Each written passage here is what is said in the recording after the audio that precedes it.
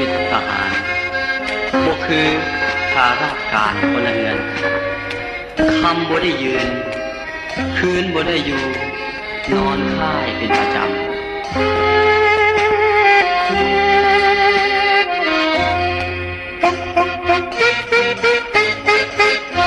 อย่าทรมานหัวใจกันเลย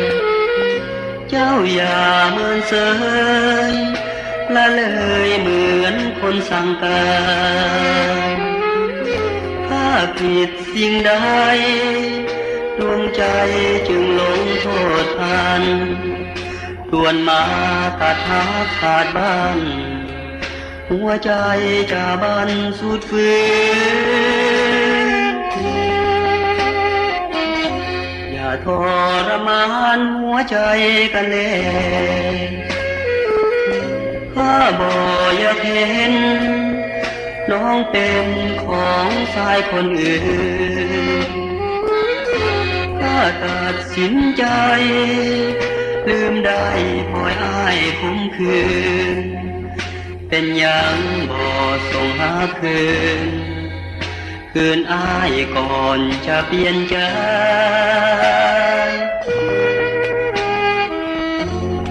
หัวลือใจหอมลงโทษลงทันผิดเพียงเท่านั้นหากคนหักกันควรให้อภัย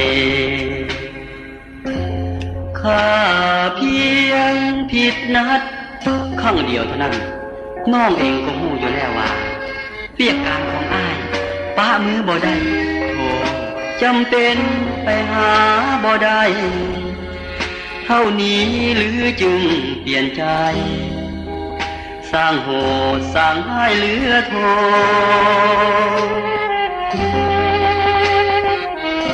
อย่าทรมานหัวใจกันเลยข้าบ่อยากเป็น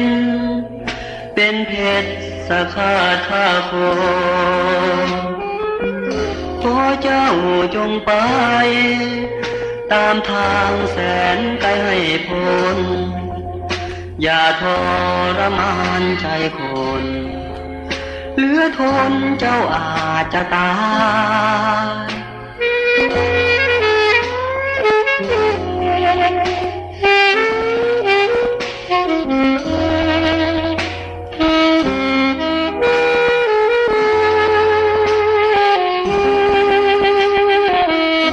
อย่าทรมานหัวใจกันเลยข้าบ่อยากเป็นเพชรสาขาท่าโคขอเจ้าจงไปตามทางแสนไกลให้พ้น